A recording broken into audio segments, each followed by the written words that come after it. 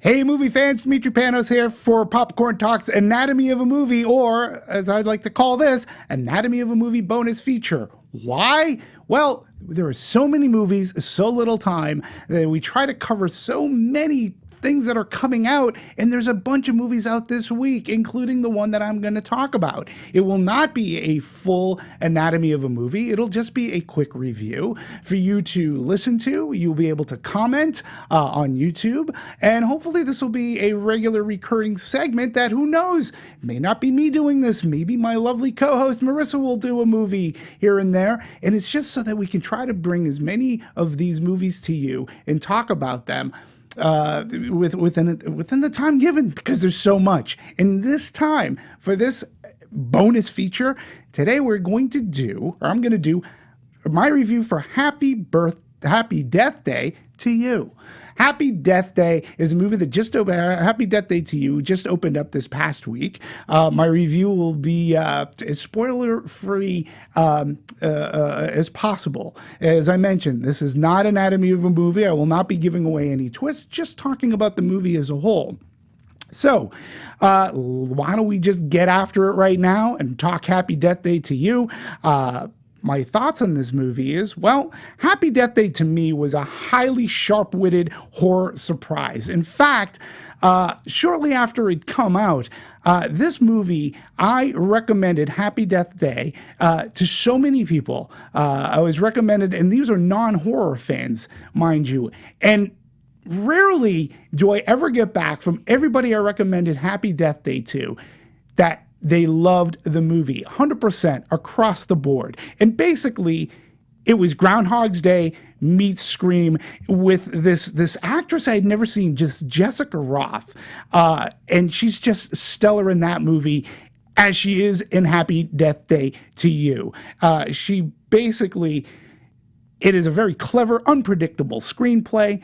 It's the rare horror sequel that takes tonal risks and explores themes not typical in your commercial teen horror movie.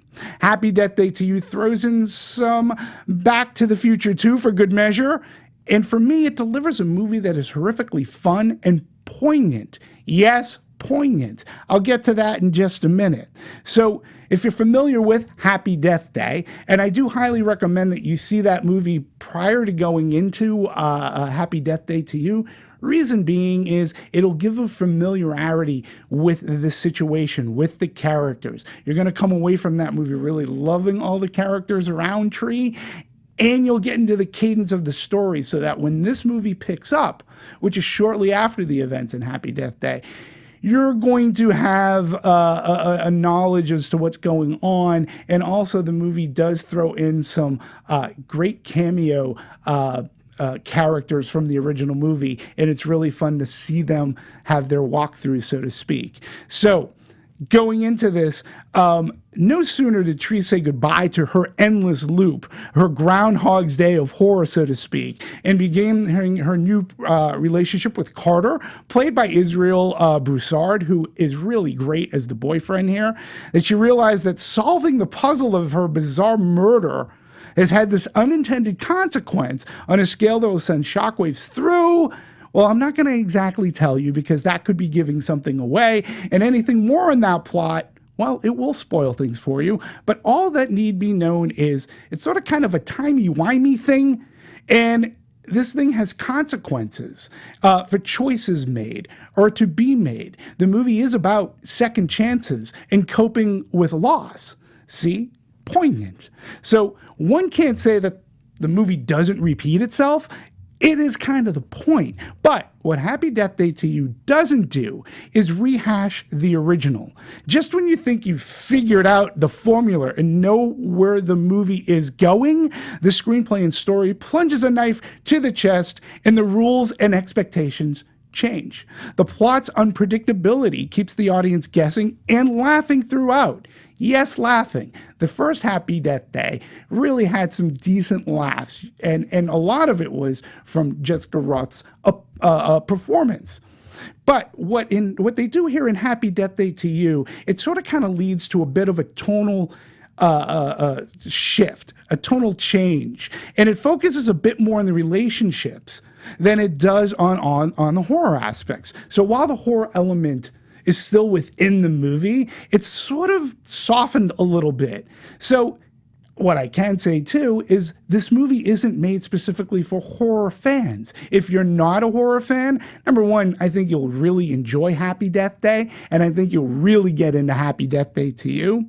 So while it's fun to find out, and you've probably seen the trailers where they think there's a big reveal where the baby doll mask comes off, but the baby doll murderer, believe it or not, is a red herring to the true plot. And while it's fun to try to find out who the murderer is, it's really not the crux of the story here. To me, this is a big risk for Blumhouse to do, because when you think about this, as I mentioned, Groundhog's Day and Scream seem to be the inspirations for the original, right? And in Scream, those movies were really predicated on the whodunit aspect, but not so much here in Happy Death Day to You. The baby doll face killer is a link and a through line throughout the plot.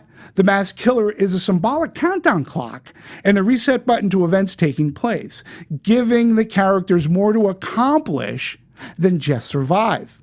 This narrative risk, for me, works. It provides the audience with more of an emotional tether and additional incentive to root for characters other than just being the final one alive. So another aspect of the original movie that clicked was its cast.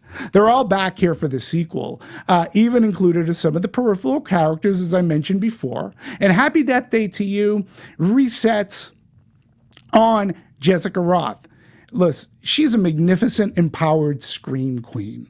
Fortunately for her, the script gives her more to do than just be the final woman standing. And she does it all here. She does comedy, drama, strength, weakness. You don't expect an emotional facet in a commercial horror movie, and not many could truly pull it off. Miss Rothe does this with style and charisma. And Neil Israel, who plays her boyfriend Carter, Tree's boyfriend, is just the right amount of boyish charm. I actually wouldn't mind to see these two in a true romantic comedy. I think they're really good together. So these two, they make a great on-screen couple, and the relationship is an added stake in the plot. And because of Jessica Roth's performance, because of Tree, you actually really care. Part of what made the original movie so popular is you don't have to be a horror fan to like it, as I said before. It focuses on Tree, and this event changes her from the original, like in the original Happy Death Day. Think about this. In a horror movie, how many times does the survivor have some semblance of an arc? And especially in a slasher film. Not the case in Happy Death Day, in which Tree actually comes off as being a mean girl to one who learns and she changes and she becomes better for, just becomes a better person for it because of the incidents that she got involved in. So Tree is not only triumphant, she goes from mean girl to better, kinder version of herself. She becomes a character audiences could root for. It's her journey that continues in Happy Death Day to You. It strives to be more than just a hack and slash rehash. Its themes of life's second chances, coping with loss, and sacrifice make Happy Death Day to You a cut above the rest. I give this movie 4 fingers. 4 fingers, in case you're wondering, this is just a new rating system that was inspired by my good colleague and friend Scott Menzel, trying to come up with a way to rate movies. It's not easy doing so, so I call it the finger method. And basically, you've got 5, which is a high 5. That's great. Great movie. 4 means it's very, very good movie. 3 means movie's okay. 2, the movie is fair, didn't make me angry. You have fair warning whether to go see that movie or not. And then 1 finger, that's pretty much self-explanatory. Movie made me angry, and I had to sit through it. So as I said, Happy Death Day to You. I give this 4 fingers. If you enjoyed the first movie, I think you will get equal enjoyment out of this one. Pay attention. It's really great. It's a lot of fun. Jessica Rothe needs to be in more movies.